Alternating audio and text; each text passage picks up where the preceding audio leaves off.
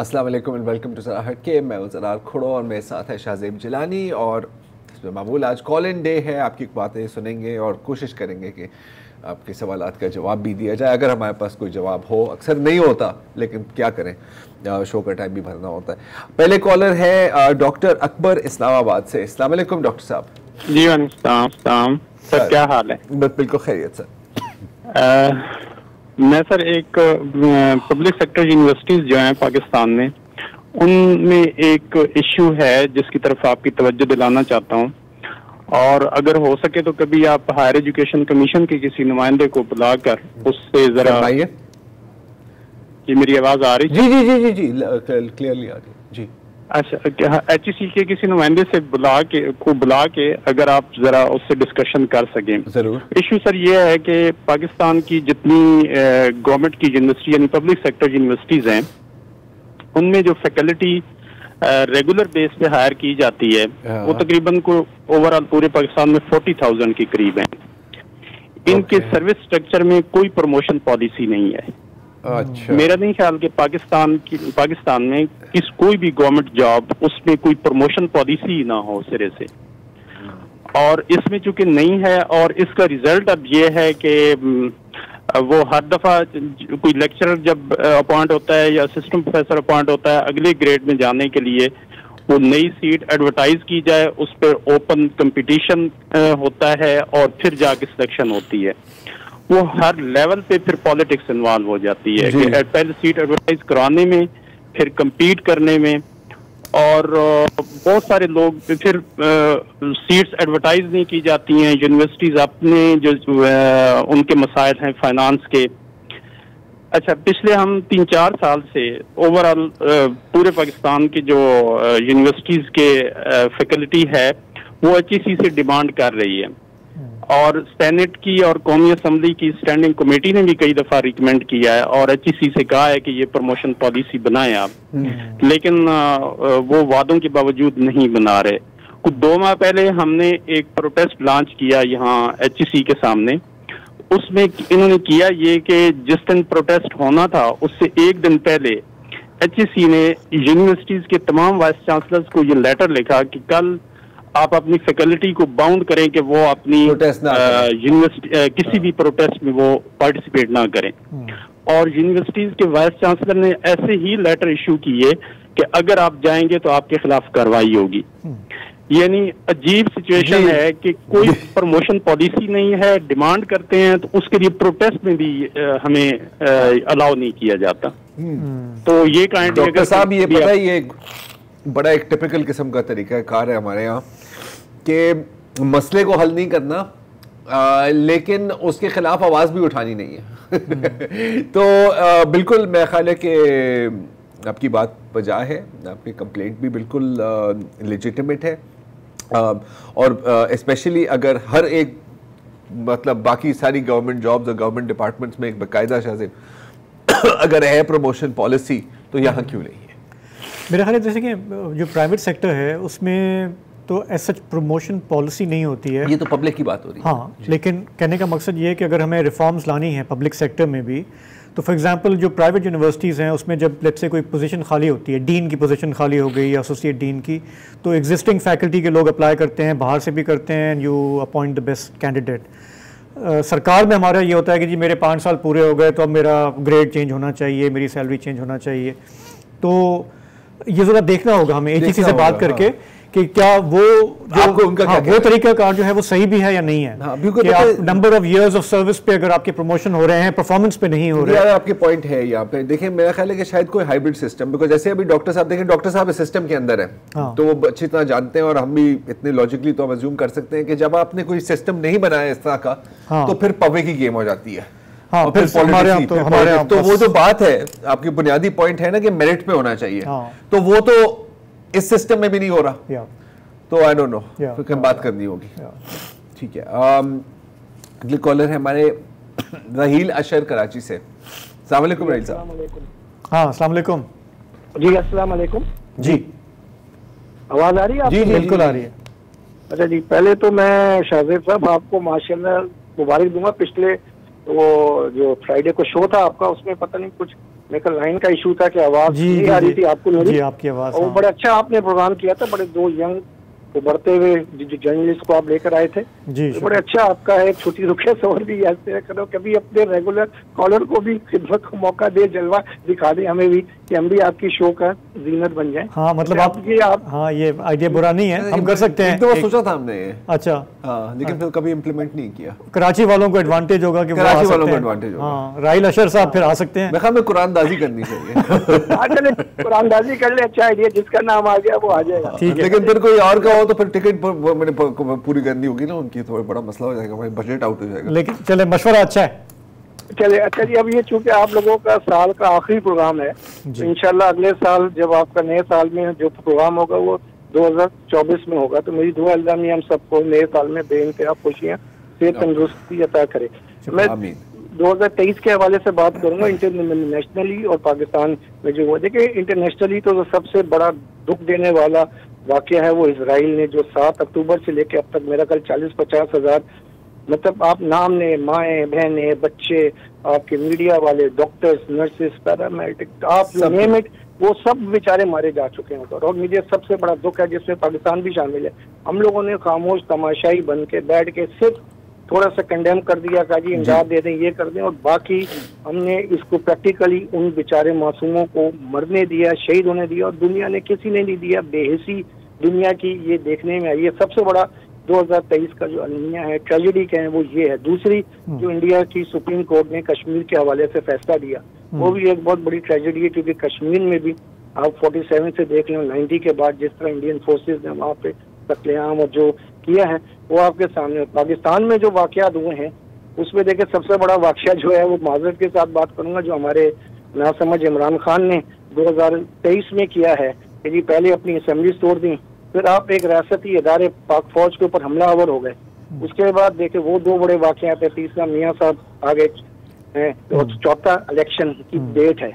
ये मैंने आज इस अपना तजिया करना था कि जी देखें पाकिस्तान में 2024 में क्या होता है, कौन किधर खड़ा होता है, सियासी पार्टियां आपस में मिलती हैं नहीं मिलती, हमारी जो अदालतें हैं उसमें तकसीम जो है वो खत्म होता है या और बढ़ती है, या हमारे मुल्क की जो इकोनॉमिक कंडीशन है वो बेहतर होती है या इससे खुदा न खास्ता वर्स होती है, और फलस्तीनियों के साथ कोई मसीह आता है वो बेचारे बचते हैं, या नाउजुबिल्लाह खुदा न खास्ता के वो दुनिया से उनका कोई नाम नेवा ना हो। बहुत शुक्रिया जी। शुक्रिया शुक्रिया। बिल्कुल, ये तो फिर देखेंगे हम। ये रैप्स अच्छा कर दिया, रैप पूरा दे दिया, बल्कि 2 सालों का इतना। हाँ, जहाँ तक पाकिस्तान की बात है। अगले कॉलर सईद रशीद साहब हैं कराची से। अस्सलाम वालेकुम। अस्सलाम वालेकुम, कैसे मिजाज है? बिल्कुल ठीक, आप बताएं। वो एक कहावत है ना कि वो नादान दोस्त से दाना दुश्मन अच्छा है, कहावत से रिलेटेड आपसे 2-3 सवाल करूंगा। मैं सवाल कर दूं फिर बाद में तबसरा करिएगा आप।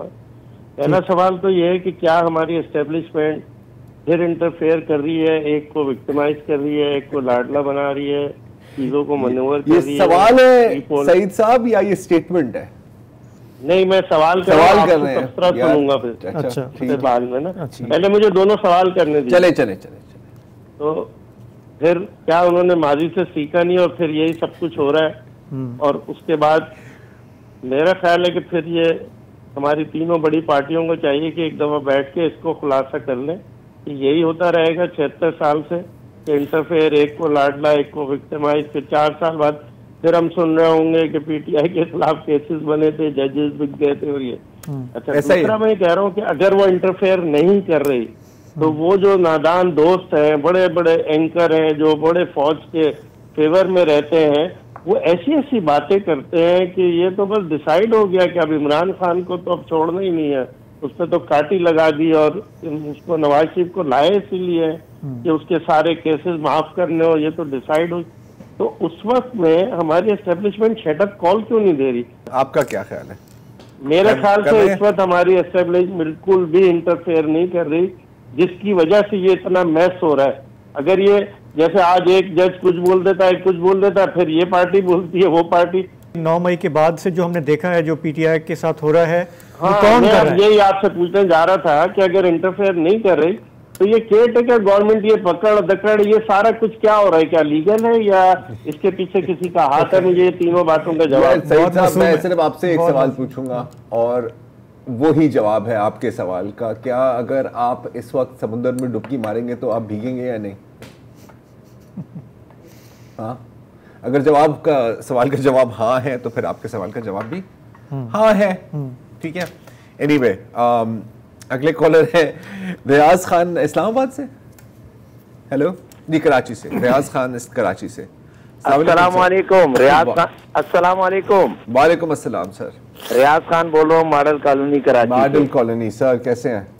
अल्लाह का शुक्र है सर। पहले तो आप लोगों का बहुत बहुत शुक्रिया जरा हट के टाउन न्यूज का, कि पिछले फ्राइडे को मैंने डंपर लोडर और कंटेनर के बारे में बात की थी, तो वजीर आला ने नेक्स्ट डे उसका एक्शन लिया और कमिश्नर ने फौरन नोटिफिकेशन जारी किया और शहर में दाखिला हैवी गाड़ियों का सुबह 6 बजे से रात 11 बजे तक की पाबंदी थी। Thank you Dawn news. और जरा हट के बहुत बहुत शुक्रिया। हम आते हैं, हम शुक्रिया आपका भी कि आपने मुद्दा या इशू उठाया, और शुक्रिया गवर्नमेंट का भी जिसके अगर नोटिस में बात आई तो उन्होंने इतनी फुर्ती दिखाई कि मामला हल हो गया। लेकिन सबसे पहले हमारा बहुत बड़ी अगर इस तरह भी होने लगे तो क्या बात है, तशफ़ी हो जाएगी। आपको लोकल गवर्नमेंट किया चाहिए। अगर आप एक बस ये पहले भी अपने मॉडल कॉलोनी के सारे मसले इसी तरह हल कर रहे हैं। कॉलोनी के हल बिल्कुल बिल्कुल मुझे लग रहा है कि आप पर्चे लोग दे रहे हैं कि सर ये भी मसला है, इसको भी हल कर दो। सर मेरी सुने ना सर, इसी तरीके से कुछ अरसे पहले हमने फरियाद स्कूल को कॉलेज की बात की थी। हेलो जी जी जी, कॉलेज की थी, वो भी अल्हम्दुलिल्लाह उस पर भी पिछले 1-2 महीने से काम शुरू हो गया है। अल्हम्दुलिल्लाह उसकी बुनियादें अब जो है वो शुरू हो गया है हमारे एरिया में। तो ये जो आपके टीवी चैनल्स के प्रोग्राम्स हैं, ये कोई मामूली प्रोग्राम नहीं है। आप बिलीव करें, अल्लाह ताला आप लोगों को दिन दुगनी रात चौगनी तरक्की दे और इज्जत दे। आप लोग हमारी आवाज हैं, हम आप तक आवाज पहुंचाते हैं और हुक्मरान हमारे काम करते हैं। अब मैं आज आपके चैनल के तवस्सुल से मैं एक और रिक्वेस्ट, 2 रिक्वेस्टें करना चाह रहा हूँ कि मॉडल कॉलोनी में जो मेन रोड है डाखाने वाली, ये एक बड़ी कन में 1 किलोमीटर की तकरीबन रोड है जो सौदाबाद फाटक से लेके और मॉडल मोड़ तक जाती है। आप यकीन करें कि पिछले कई सालों से बिल्कुल बुरी हालत है, वहां से गुजरना जो है बहुत बुरा हो गया है, बंदा गुजर नहीं सकता। मैं अक्सर गलियों से जाता हूं, अगर वो और बहुत बड़ी बड़ी शॉपिंग सेंटर हैं, दुकानें, लेकिन कोई परेशानी हाल नहीं है। सलमान अब्दुल्ला मुराद साहब, आप कुछ करें या ना करें, लेकिन ये मॉडल कॉलोनी की मेन रोड जो है इसको ठीक करा दें। और रात को मेरे एक दोस्त हैं राजा नसरुल्लाह, उनको हार्ट अटैक हुआ और ये बहुत बड़ा मेजर मसला है जिसका हम कार्डियो लेके गए। तो मेरी आज ये निकरा हुकूमत से ये रिक्वेस्ट है कि हमारे पास जगह भी है, हमारे पास कमरे भी हैं, और अगर फर्स्ट एड के तौर पे कार्डियो का सारा सिस्टम जो फर्स्ट एड होती है वो अगर हमारी मॉडल कॉलोनी में कैंटोनमेंट हॉस्पिटल के पीछे जो है 4-5 कमरे बने हुए हैं, उसके अंदर सिर्फ आपने मशीनरी और सामान रखना है, हो जाए, बिल्डिंग तैयार है, सिर्फ आप वहाँ पे इक्विपमेंट सामान वगैरह रख दें। ठीक है। तो जो हमारा दोस्त, अल्लाह का शुक्र है कि कल राजा साहब की अल्लाह ने बहुत बेहतरी की, हम वक्त पे पहुंच गए उनको लेके, और उनकी सेहत अब बहुत, एंजियोग्राफी भी अल्लाह ने उनको बचा लिया। तो कुछ लोग जो वक्त पे नहीं पहुंच सकते, फर्स्ट एड नहीं पहुंचते, जिसकी वजह से समझ गए हो जाती है। तो ये चीजें जो है ना, आप लोग हमारी आवाज हैं जी, और अल्लाह ताला आप लोगों को खुश रखे। शुक्रिया। ये देखें, मसले की तरफ निशानदेही की, उसका हल भी तजवीज़ कर दिया और ये भी बताया कि हम उसमें कंट्रीब्यूट किस तरह से कर सकते हैं। और कुछ नहीं तो मॉडल टाउन मॉडल कॉलोनी की तो सेटिंग हो गई। हाँ, और ये मतलब देखें, मुझे तो बहुत अच्छा लग रहा है। इसी दिन कभी अपना काम भी हमें बता देना चाहिए इस तरह यार। अपने हमारे बड़े काम है अपने यार, वो कभी कोई करता ही नहीं है। चलिए एक ब्रेक ले लेते हैं।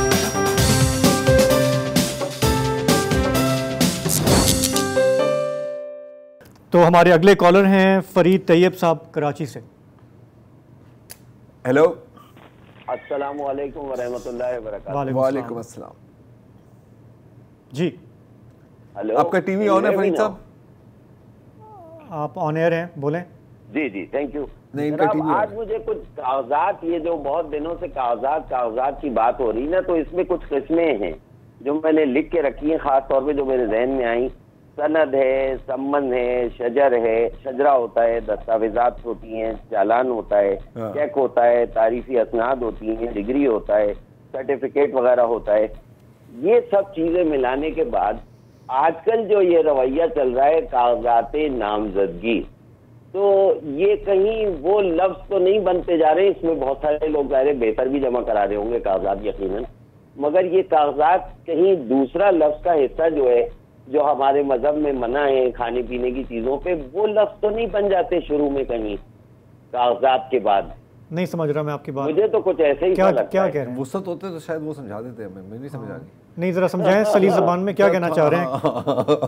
जो ममनुआ चीजें होती है ना, उसके लिए एक लफ्ज यूज किया जाता है हमारे यहाँ। हाँ तो अगर ना के लफ्ज हटा दें तो उसकी जगह दो लफ्ज शुरू में लगा दें तो माने वही बन जाते हैं। कुछ माहौल ऐसे ही लगता है। वैसे I am very sorry to से लग सकता है। मैं ठीक है समझ गया। थोड़ा साबुन स्लो है हमारा, पजल आपका टाइम लगता है। अच्छा ठीक है। अच्छा, इसके अलावा एक और मुझे एक और चीज बात करना थी। राहील अशर साहब का फोन आया था आपके पास अभी, बहुत अच्छी एक एडवाइस थी राहील अशर साहब। जी। तो बहुत अच्छा उन्होंने वो किया कि कराची के कॉलर्स के लिए कम से कम आप उनको बुलाएं नहीं स्टूडियो, मगर फोन के ऊपर अगर लेकर उनकी रेगुलर कॉलर्स की अगर एक आप बना लें तो बहुत अच्छा रहेगा। जैसे ये रियाज साहब है ना, अपने मॉडल कॉलोनी वाले नुमाइंदगी करते हैं या उसकी निशानदेही करते रहते हैं, चीजें ये बड़ी पॉजिटिव हैं। और इस प्रोग्राम का मकसद भी मेरा ख्याल में यही कि हाईलाइटिंग दी इशूज। तो मेरा ख्याल में बहुत सारे लोगों के मुकाबले में ज्यादा बेहतर कॉन्ट्रीब्यूशन है। तो यही कंट्रीब्यूशन मैंने भी की, और कागजात वाले के ऊपर आपका कमेंट जरूर एक ड्यू रहेगा। चाहे वो वुसअत साहब से बाद में करवाएं, आज हाजिर नहीं है वो, तो ये जरूर कीजिएगा क्योंकि लगता है ऐसे ही है माहौल। जो आपने जिस तरह बता दिया ना, मेरा ख्याल है कि इसमें हमें कोई मजीद इजाफा नहीं कर सकते और ना ही हम कर सकते हैं। शुक्रिया बहुत बहुत आपकी कॉल का। अच्छा है, बाद में समझ आई, लेकिन जब समझ आई तो हंसी भी आई। जी राशिद साहब, अस्सलाम वालेकुम। राशिद साहब जनाब क्या हाल है, खैरियत से हैं? जी बिल्कुल। अच्छा, ट्रैफिक के हवाले से कराची में जो इश्यूज हैं, आप लोग को काफ़ी कॉलें आई भी होंगी पहले भी, मैं तो फर्स्ट टाइम कॉल कर रहा हूँ। तो इसमें बहुत बड़ा हाथ हमारे जो है डिपार्टमेंट का भी है, जो ट्रैफिक का डिपार्टमेंट कंट्रोल करता है वही सुपरवाइज भी है। अक्सर बेशतर देखा ये कि बीच रोड पे वो मतलब चेकिंग कर रहे होते हैं या गाड़ी को रोक रहे होते हैं, पीछे रश लगा रहता है, ठीक है ना। उसके अलावा ये जो कंटोनमेंट के एरियाज हैं उसमें सर्विस रोड्स जो है ना वो है ही नहीं है, बने हुए नहीं है। SUD के लिए राशिमनाथ रोड है, डालमिया रोड है, जी बिल्कुल, 4 फैसल पे। तो लाखों करोड़ों रुपए का जो डेली का जो पेट्रोल है ना आवाम का, वो रश में ज़ाया हो रहा है और कोई पुरसान हाल नहीं है। चालान जो है वो आप चालान की कलेक्शन अगर देखें कराची से तो पूरे पाकिस्तान में क्या सबसे ज्यादा जो है वो कराची दे रहा है चालान की मद में, ठीक है, हर एक चीज में यार।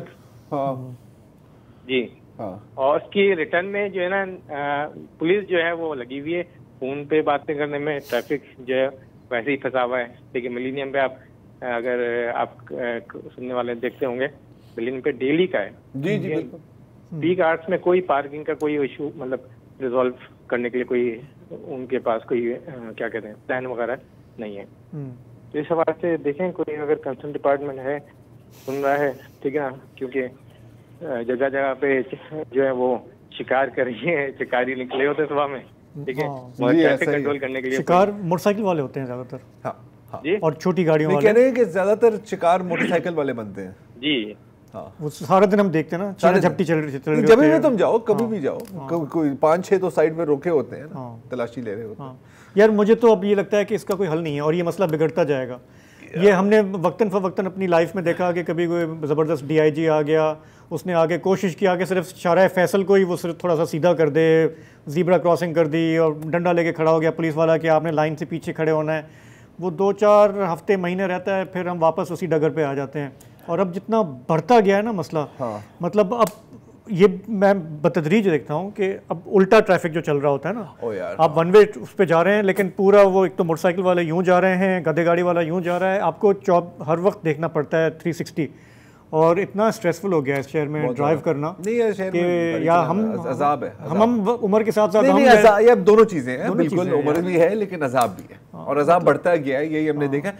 अच्छा देखिए, अब आपने क्योंकि काफ़ी मतलब स्पेसिफिक चीज़ों की निशानदेही की है, ये जो ट्रैफिक का होता है और फिर ये जो कमाई का सिलसिला होता है, लेकिन जो बुनियादी मसला है ना ऑफ ट्रैफिक मैनेजमेंट, हमारा रिवायती हमारी अप्रोच क्या रही है कि यार अंडरपास बना दो, फ्लाईओवर बना दो, ठीक है, और ज़रूरी है, बनने चाहिए, लेकिन पूरी दुनिया में हमने ये देखा है कि अगर आपने फ्लो ऑफ ट्रैफिक को कम करना है तो public transport is the way to go. Because अब ये देखो ना कि एक बस में आप फर्ज करें कि अगर 100 लोग हैं, हाँ, और फिर आप सोचो कि वो 100 लोग गाड़ियों में होते तो कितना फ़र्क पड़ता। तो this is the only way to do it. Otherwise तो मेरा ख्याल है कि मेरी बात हो रही थी एक दोस्त से इस्तांबुल में, वो रहता है, वो कहता है यार तुम लोग अल्लाह का शुक्र अदा करो कि तुम लोगों की ट्रैफिक ऐसी है, लेकिन मुझे शहर के एक तरफ से कोने से दूसरे कोने जाते हुए 3-3, 4-4 घंटे लग जाते हैं जब वहाँ पे ट्रैफिक जैम होती है ना, बहुत बुरी जैम। अभी मैं 2 हफ्ते पहले बैंकॉक में था, एयरपोर्ट से होटल जाने के लिए, मतलब गूगल दिखा रहा था कि 1 घंटा, लेकिन 2.5 घंटे आप रुके हुए हैं, बस बैठे हुए हैं, गाड़ी में बैठे हुए हैं। तो ये अच्छा, वहाँ पे भी उन्होंने बहुत ज़्यादा फ्लाईओवर, अंडरपासेस बनाए, लेकिन ये जो हैपहैज़र्ड डेवलपमेंट है ना, जो हमने कराची में भी देखी है, जिसका कोई सर पैर नहीं है, मतलब वो आपने बस जहाँ मूड हुआ आपने बना दिया। आई डोंट नो ये कैसे ठीक होगा, और ये नहीं होगा। और ये हमारे ट्रैफिक डिपार्टमेंट के बस से बाहर की बात है, ये बहुत आगे की बात है। वो तो कहते हैं हमारे पास बंदे ही नहीं होते, हम तो सिर्फ वीआईपी ड्यूटी, सीएम साहब जा रहे हैं, हमें वो सिग्नल रोकना है, बस उसमें वो इफेक्टिव है, उससे ज़्यादा तो वो कुछ कर भी नहीं पाते वो। नहीं, it's going to get worse, इसमें तो कोई मतलब दो राय नहीं है। अच्छा, लाहौर से नसीम रज़ा साहब। जी जी, अस्सलाम वालेकुम नसीम साहब। जी अस्सलाम वालेकुम सर। जनाब सर बहुत शुक्रिया सर, आप माशाल्लाह ट्रैफिक के जो इतने मसाइल उजागर कर रहे हैं, मुझे बड़ी खुशी हुई। और मेरे शहर लाहौर के भी सर कुछ मसाइल हैं और बड़े संगीन मसाइल हैं इसमें सर। एक तो लेन वायलेशन है, और इस दफ़ा ये लेन वायलेशन रोड यूज़र की तरफ से नहीं है, ये लेन वायलेशन गवर्नमेंट ऑफ पंजाब की तरफ से है, लाहौर जो डेवलपमेंट अथॉरिटी है LD है उसकी तरफ से है। लाहौर में सर जो सिग्नल फ्री रोड ये अभी बना रहे हैं, इसमें एकदम से 3 लेन जो है वो एकदम से 2 लेन में आ जाती है, जहां पे ये सिग्नल फ्री यू टर्न बनाते हैं, और वहां पे सर एकदम से ट्रैफिक का कंजेशन बढ़ता है, जिससे मतलब एक्सीडेंट्स होते हैं और एकदम से ट्रैफिक ब्लॉक हो जाती है। ये एक बहुत बड़ा फ्लॉ है सर रोड में। सेकेंडली, पंजाब गवर्नमेंट ने कुछ अर्सा पहले किनाल पे जो बड़ा बिजी रोड है, वहां पे सर बाइकर्स के लिए एक लेन जो लेफ्ट लेन है वो मुख्तस की थी। अब ये खुद ही कानून बना के उससे अमल नहीं करते। जब इन्होंने बाइकर्स के लिए एक लेन रखी है तो वहां पे इम्प्लीमेंटेशन भी करवाएं कि सुबह पीक आवर्स में, मॉर्निंग में और शाम को यानी 5 बजे जो बाइकर्स ट्रेवल करते हैं हरबंसपुर से ठोकर की तरफ, वो सारे लाहौर सड़क के दरमियान में वो ट्रेवल कर रहे होते हैं, कारों को वो एकदम ब्लॉक कर देते हैं। मैं ये नहीं मैं उनके खिलाफ हूँ, लेकिन जो उनको लेन दिया हुआ है उस पर उनको जाने दो ना, उस पर तो कब्जा ना करें, आप यही कह रहे हैं ना। Yes exactly. तो सर ये मोटरसाइकिल्स अगर डिसिप्लिन होके चलेंगे तो हमारा फ्लो ऑफ ट्रैफिक बढ़ेगा किनाल पे, पीक आवर्स में मेस नहीं होगा। तो इस पे गवर्नमेंट अब जो लाहौर ट्रैफिक पुलिस है उसको थोड़ा सा फोकस करने की जरूरत है। और अभी ये जो सिग्नल फ्री सर रोड्स बना रहे हैं, इसे भी जो है ना इनको ना सोचना चाहिए कि ये इतना बड़ा इंजीनियरिंग फ्लॉ है इसमें। बिल्कुल सही है, बिल्कुल नहीं, आपने बहुत अच्छी निशानदेही की है। अच्छा हुआ कि कुछ लाहौर की बात भी हुई, कराची के रोने रहते हैं। एक ब्रेक लेते हैं, फिर वापस आते हैं, आपकी मजीद कॉल्स लेते हैं।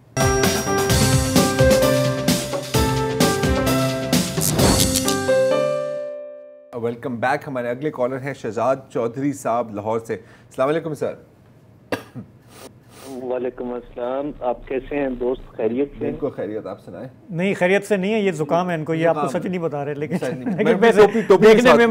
देखें हाँ ये टोपी पहन के, ये कराची में जो सर्दी का हाल है ना, आपको लग रही होगी सर्दी। देखो इसको देखो, मुझे देखो, मैं दिखाना चाह रहा हूँ कि यहाँ पे भी सर्दी है यार थोड़ी बहुत। जी सर, तो सच्ची बताऊं, मैंने मॉरली आपसे पूछा है कुछ अपनी गुफ्तगू का आगाज इस तरह करने के लिए जी, लेकिन आपने तो सचमुच में अपना फ्लू भी बता दिया और बाकी प्रॉब्लम्स भी बता दिया। हमने सीरियसली ले लिया आपके सवाल को। हमने सीरियसली लिया जी, लेकिन मैं आज आपको पहली दफा देख रहा हूँ इस प्रोग्राम को, और मैं बड़ा इसको अच्छा एक कम्युनिकेशन समझता हूँ अवाम और आपके दरमियान में इस मीडिया की रूह से जी। और मैं कुछ थोड़ा सा एडवाइस करना चाहता था, अगर आप मुनासिब समझें। आप तो बहुत माशाल्लाह समझदार लग रहे हैं, लेकिन मैं चाहता हूँ खुद से थोड़ा सा कंट्रीब्यूट करना चाह रहा हूँ।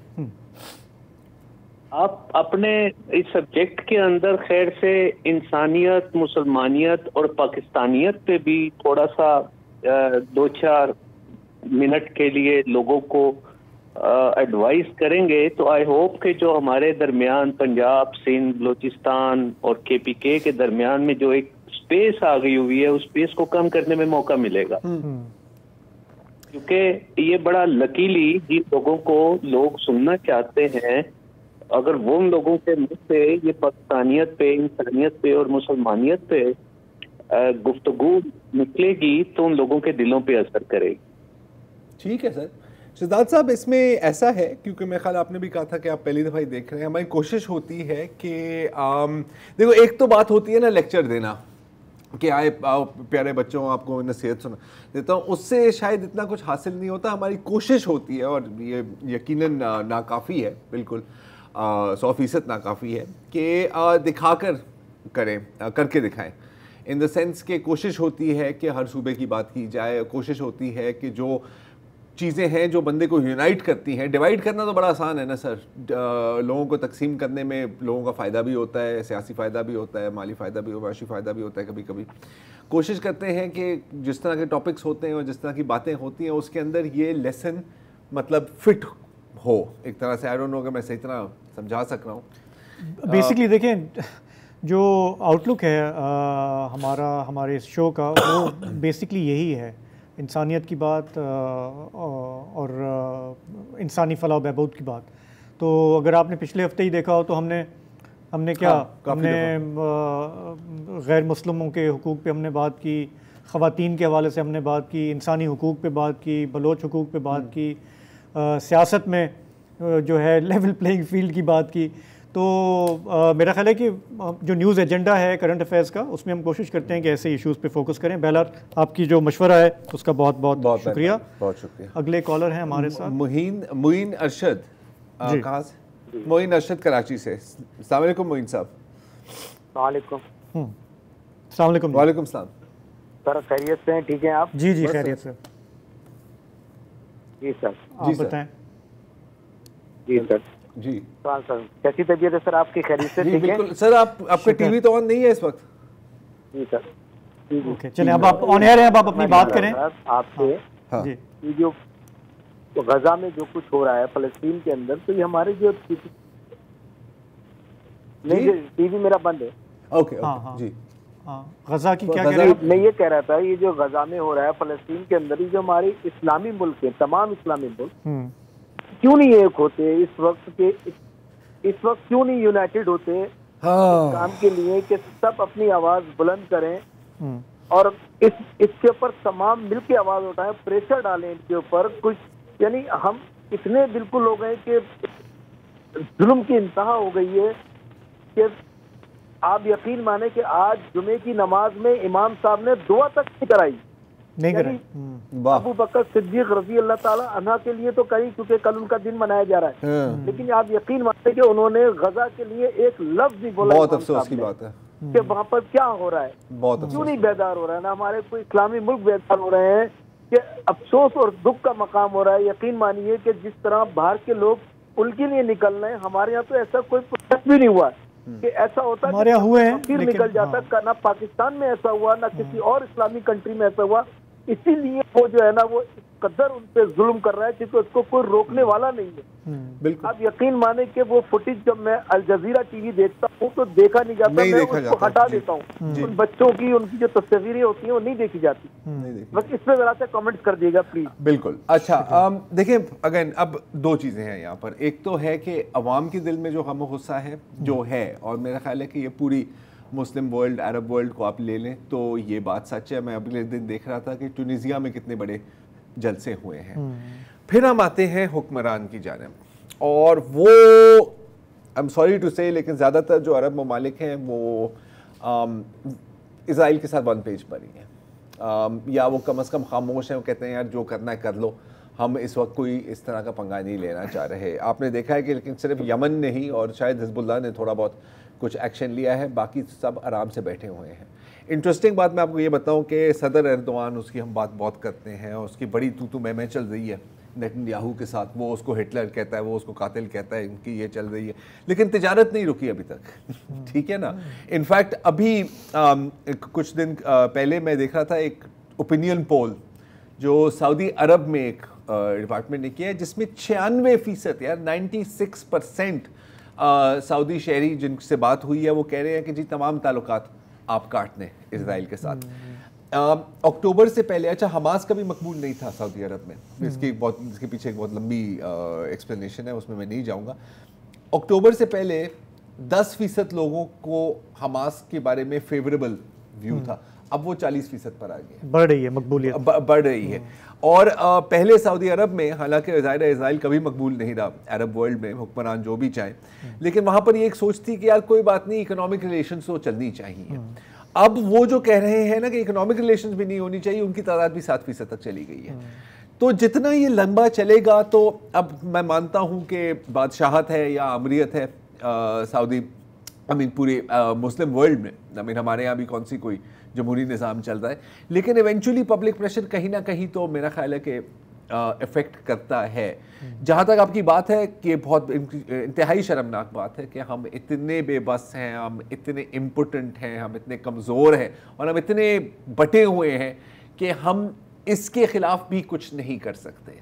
तो इनफैक्ट जनूबी अफ्रीका ने अभी ये ख़बर आई है कि उन्होंने इंटरनेशनल कोर्ट ऑफ जस्टिस की तरफ गए। अगर किसी ने ताल्लुकात तोड़े हैं तो वो लतीनी अमेरिका के ममालिक ने तोड़े हैं। हम तो बैठे हुए हैं सब कि नहीं जी कोई बात नहीं सर, कुछ नहीं होता, बस जल्दी जल्दी इनको सबको ख़त्म कर दे ताकि फिर हमारी पपियाँ जपियाँ दोबारा शुरू हो जाए। तो और बंदा क्या करे। इंडिविजुअल लेवल पर हम जो कर सकते हैं हमें करना चाहिए, लेकिन मेरा नहीं ख्याल कि हमारी मुस्लिम दुनिया की किसी भी हुकूमत से कोई एक रत्ती भी आपको ये उम्मीद नहीं होनी चाहिए कि वो कुछ करेंगे, वो नहीं कुछ करेंगे। जी कौन है? तारिक इखलाक कराची से। जी अस्सलाम वालेकुम तारिक साहब। अस्सलाम वालेकुम। जी वालेकुम अस्सलाम। सर एक तो ये कि आज वसत साहब नहीं है तो थोड़ा सा ज़रा खाली खाली सा महसूस हो जी, और दूसरी तरफ 2-3 इशूज़ के ऊपर थोड़ी सी बात करनी थी, थोड़ा सा टाइम चाहिए था। एक तो सर ये कि आप लोग माशाल्लाह जिस तरीके से फ़लस्तीन के इशू को हाईलाइट किया हुआ है आपने, ये बहुत बड़ी बात है। कोई ऐसा चैनल है जो मुस्तकिल एक प्रोग्राम करता है, आपका हाफ आवर जो है वो इसी के ऊपर होता है। एक इंसानी अलमिया जो है वो खबर ही इतनी बड़ी है ना, क्या करें उसको कैसे। बिल्कुल।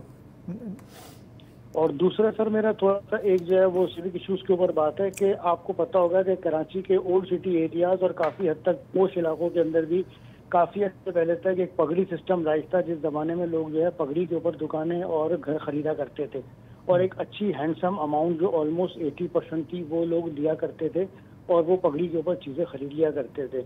और फिर ये साकिब निसार साहब ने एक ऑर्डर पास किया कि जी पगड़ी का कोई लॉ नहीं है, लिहाजा ये तमाम जो है ये टेनेंट हैं, नॉर्मल टेनेंट हैं। तो एक इशू जो है वो एक क्रिएट हुआ, उसकी बुनियाद पर जो पुराने लैंडलॉर्ड्स थे जिन्होंने एक बहुत हैंडसम अमाउंट के ऊपर चीज़ें बेची थी, उन्होंने कोर्ट के जरिए उनकी बेदखली के जो है एक तरीके से कानूनी कार्रवाई जो है ना वो अमल में ले आई, जिसकी वजह से एक बहुत बड़ा एक इंसानी अलमिया जो है वो जन्म ले रहा है। ओल्ड सिटी एरियाज भी इसके अंदर शामिल हैं और बहुत सारे क्लिफ्टन के भी पोश इलाके हैं कि जहाँ पर लैंडलॉर्ड जो है उनकी नीयत ख़राब हुई और उन्होंने लोगों को इस तरह बेदखली के नोटिस दिए।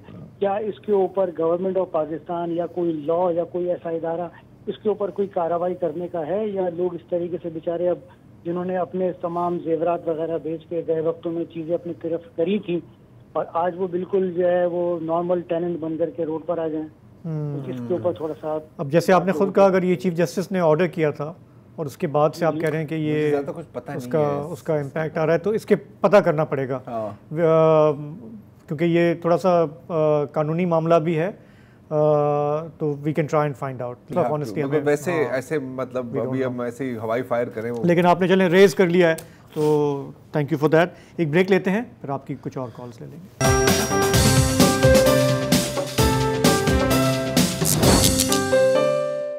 अगली कॉल की तरफ बढ़ते हैं। हमारे साथ हैं कराची से अब्दुल लतीफ़ साहब। अस्सलाम वालेकुम। वालेकुम सर, कैसे हैं आप? जी बिल्कुल ठीक, आप बताएं।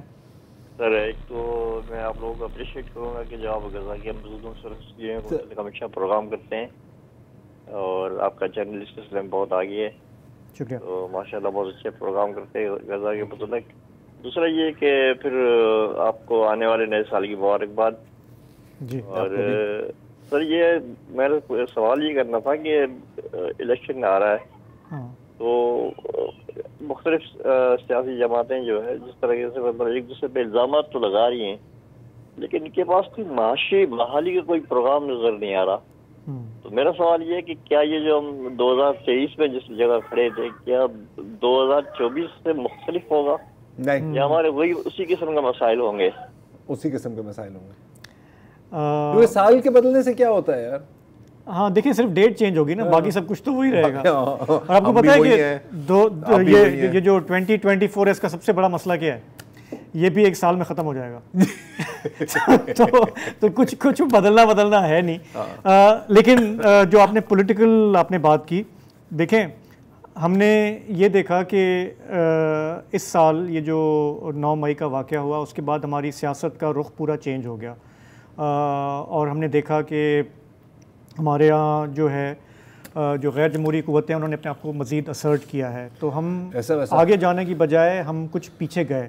लेकिन जो इलेक्शन है वो एक अपॉर्चुनिटी है कि आप अगर मुल्क को किसी डगर लगाना चाहते हैं तो फ्री एंड फेयर इलेक्शन करा लें, लेकिन वो बिल्कुल नज़र नहीं आ रहा। मायूसी बढ़ रही है कि ये इलेक्शन जो है, अगर ये एक ड्रामा होता है तो फिर नुकसान होगा, क्योंकि 2018 वाले इलेक्शन से भी नुकसान हुआ जिस किस्म का वो इलेक्शन कराया गया। और अगर हम दोबारा हमें उसी तरफ ले जाया जा रहा है, ये तो उससे 10 हाथ आगे होने वाला है। ये उससे 2 हाथ आगे है ना, 2 से ज़्यादा। हाँ, 2 चले 4 हाथ आगे।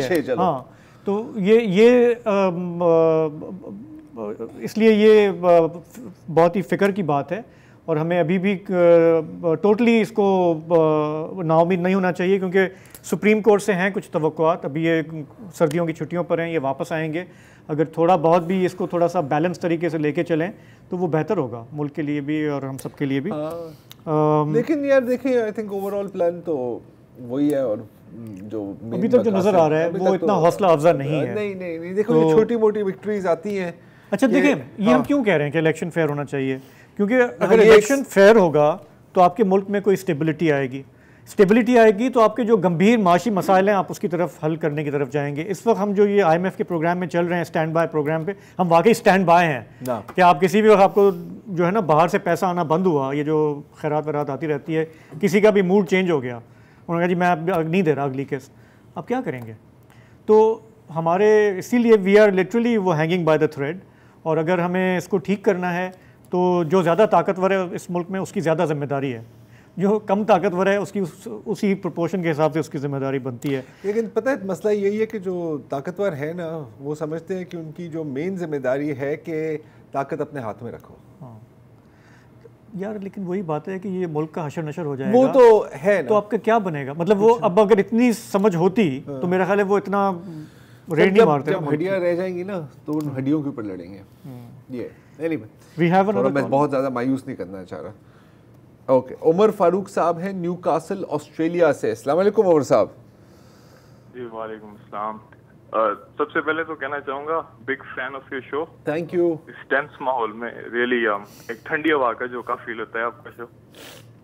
बहुत मेहरबानी सर। आपके यहाँ तो गर्मी है इस वक्त? हाँ, आपके यहाँ तो गर्मियाँ चल रही हैं। हाँ जी बिल्कुल, हमने तो सुना है वहाँ पे हीट वेव चल रही है बल्कि। अच्छा।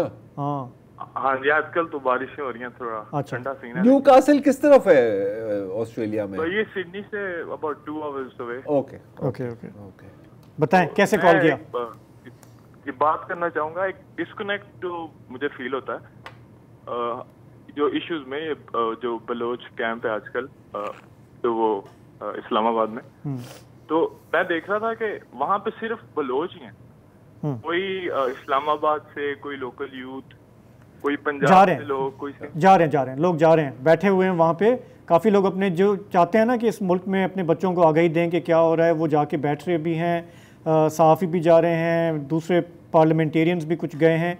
लेकिन अगर आप एक्सपेक्ट कर रहे थे कि जैसे PTI का धरना था और उस तरह लोग आएंगे जौक दर जौक बैठेंगे, तो ये उस तरह का स्पॉन्सर्ड धरना तो है नहीं, ये तो एक अवामी धरना है।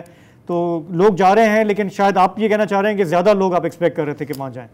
जी बिल्कुल, एक ट्राइबलिज्म सामने ये तो है सर, ये तो है उमर साहब, ये एक तल्ख हकीकत भी है। ऊपर से दहाइयों से प्रोपेगेंडा भी किया जा रहा है, आपको पता है। इनफैक्ट इंटरेस्टिंग बात आपने अभी ये जिक्र किया, आपने कहा ना कि लोग जा रहे हैं। मैं भी वीडियो देख रहा था यार इमरान रियाज खान की। जी, आपने देखी है वो? जी। हाँ, और वो वहाँ जाते हैं और वो कहते हैं वो मतलब सिर्फ एक ही क्लिप है, उससे पहले जो बात हुई है वो शायद उसमें नहीं है, मैं कम से कम मैंने नहीं देखी। तो वो कहते हैं, वो हाथ जोड़ के कहते हैं कि यार मैं आपसे माफ़ी मांगने आया हूँ। माजी में वो बहुत माजी में बहुत उन्होंने, जब बंदा खुद भुगतता है तो फिर निज़ाम तराशी बहुत की। तो बहरहाल वक्त के साथ साथ लोगों को समझ में आती है।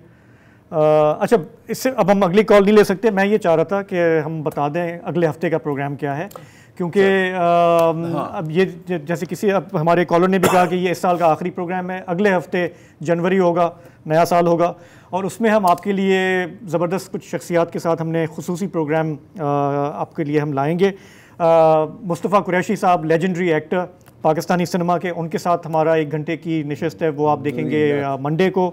उसके बाद ड्रामा राइटर हैं ज़फ़र महराज, काबली पुलाव बड़ा फेमस हुआ इस साल, उनके राइटर के साथ बैठ के हमने गुफ्तगू की। मैंने मिस किया ये वाला। हाँ, वो यू वांट देयर।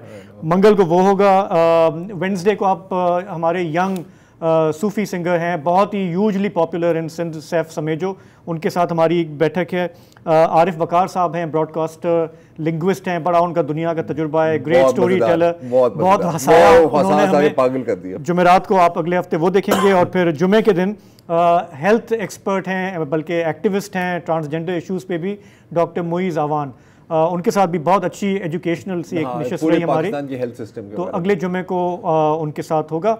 तो ये खुसूसी प्रोग्राम हम अगले हफ्ते कर रहे हैं, उसके वापस आएंगे तो फिर इलेक्शन खेलेंगे, जैसा भी इलेक्शन हुआ। मतलब कहने का एक और मकसद ये भी था, आपको बताने का ये भी मकसद था कि अगर कोई बहुत बड़ा वाकया हो गया तो ऐसा ये नहीं है कि हम उसे इग्नोर कर रहे हैं। हमने बस ये रिकॉर्डिंग्स की हुई है क्योंकि थोड़ी सी हमें भी सो बेसिकली ये जरा हटके का भी मजीद हटके थोड़ा सा रेस्ट करना होता है कभी। तो बस फिलहाल हमें फिर इजाज़त दीजिए, आपसे मुलाकात होगी कुछ दिनों के बाद। खुदा हाफिज़, शब बखैर।